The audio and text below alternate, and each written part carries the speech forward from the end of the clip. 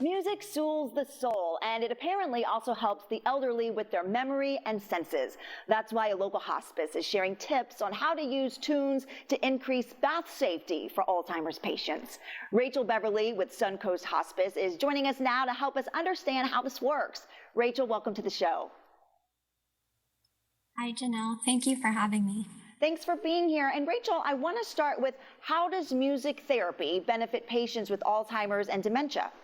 Well, with Alzheimer's and dementia patients, oftentimes the area that we're focusing on is the brain because that's the part of the body that's being negatively affected by the disease process.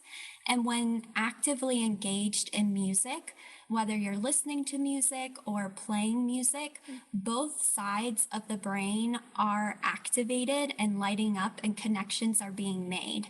When you're talking or listening to someone talk, both sides of the brain are not lighting up. Whereas with music, that is happening, which is why it's so effective to be able to utilize music therapists to work with our Alzheimer's and dementia patients, because we want to focus on increasing and making sure that those connections in the brain are still happening. Yes, is there a certain amount of time? Like, how long does a patient need to listen to music for it to be effective? It really depends on each patient. Each patient is going to be unique in their responses to music.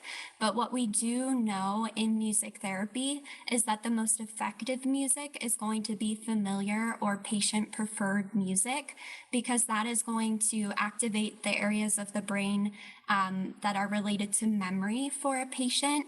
And so that is going to assist with helping a patient remember songs and be oriented to reality. Yeah, I was just going to ask you, is there a certain type of music that is more helpful than others? But it sounds like you're saying just something that they're familiar with, maybe from their past. Yes, correct. Yeah, okay. So January is Bath Safety Month, and we know that each year thousands of people visit the emergency rooms due to bathroom-related slips and falls. So this sounds like it would be a great way to prevent some of those accidents, right? Yeah, absolutely.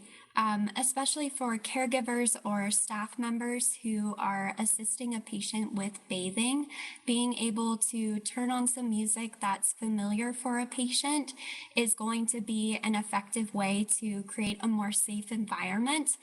Because as I said before, it orients the patient to reality so that they're more aware of their surroundings. They're going to be more present, which overall will help them with their motor skills, cognitive skills, and those are things that are very much needed while they're bathing.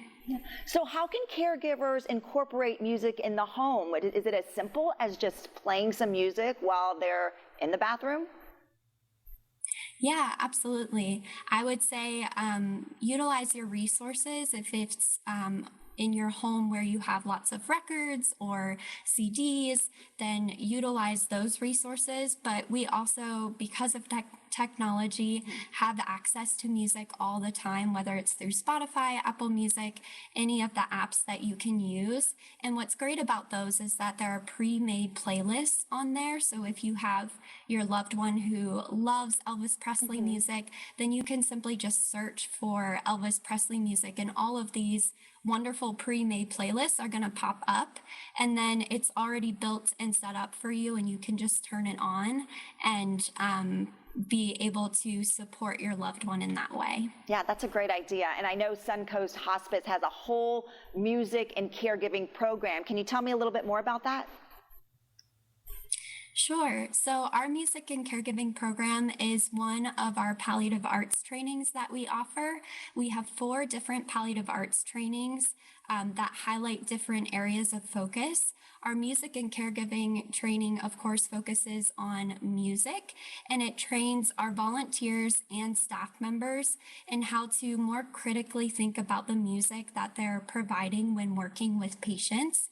And they utilize recorded music only. So we have a portable speaker and an MP3 player. It looks exactly like this.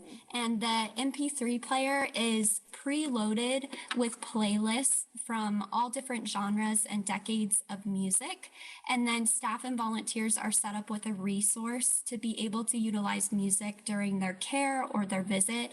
And it's really there to support them and enhance the work that they're already trained to do. All right, Rachel, thank you so much. That was very insightful, and you can't go wrong with playing music, right?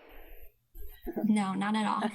All right, well, thank you for joining us. And to find out more about how music in caregiving can help, you can visit suncoasthospice.org.